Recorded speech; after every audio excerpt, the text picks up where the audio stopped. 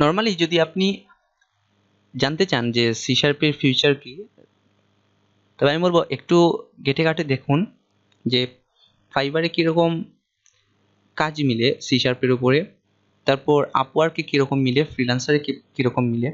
দেখবেন বেশিরভাগ ক্ষেত্রে এই সি শার্প দিয়ে আপনার কিছু ওয়েব ক্রাউলার বা ওয়েব স্ক্র্যাপারের মতো কাজ করার মতো কিছু কাজ মিলে থাকে, সফটওয়্যার ডেভেলপমেন্টের জন্য কিছু কাজ মিলে থাকে। যদি লোকালি কিছু কাজ করতে চান, আপনার আশেপাশের কিছু স্মার্ট দোকান মিলে যেগুলোতে ধরুন ইনভেন্টরি ম্যানেজমেন্ট সিস্টেম আপনি ক্রিয়েট করে দিয়ে দিতে পারেন, তারপর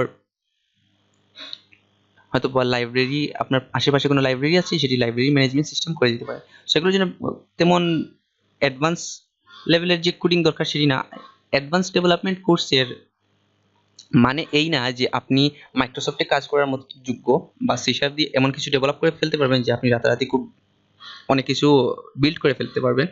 অ্যাডভান্স মানে হচ্ছে আপনি এই বিষয়ে অনেক অ্যাডভান্স, বা আপনি এর মোটামুটি সব দিক জানেন। এখানে এই কোর্সের মূল উদ্দেশ্য ছিল আপনাদের ভিজুয়াল স্টুডিওর ভিতরে যতগুলো মানে আমাদের নর্মালি অ্যাপ্লিকেশন ডেভেলপমেন্টের জন্য যতগুলো কন্ট্রোলের দরকার পড়ে, বা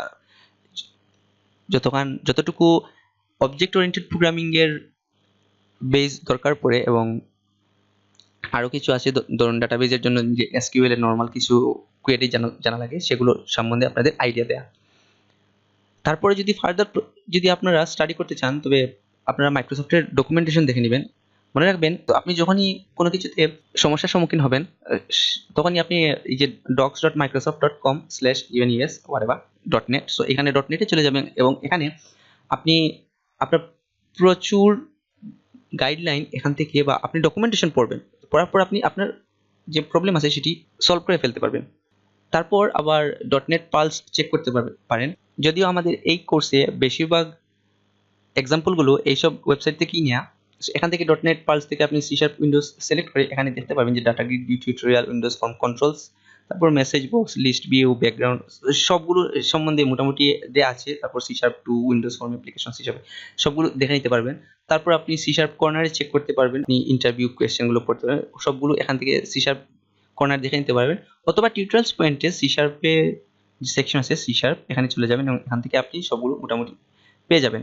এবং যদি এখান থেকে কোনো প্রবলেমের সলিউশন না পান, তবে গুগলে সার্চ দিন, বা স্ট্যাক ওভারফ্লোতে আপনি জিজ্ঞাসা করুন যে আপনার প্রবলেমটি কি। যদি দেখতে পাবেন আপনার যে প্রবলেম আপনি ফেস করছেন সেটি আগে থেকে কোনো একজন ফেস করে রয়েছে এবং সে অলরেডি এটি জিজ্ঞাসা করে ফেলছে, সো ও কীরকম রেসপন্স বা আনসার পেয়েছে সেটি দেখতে পারেন।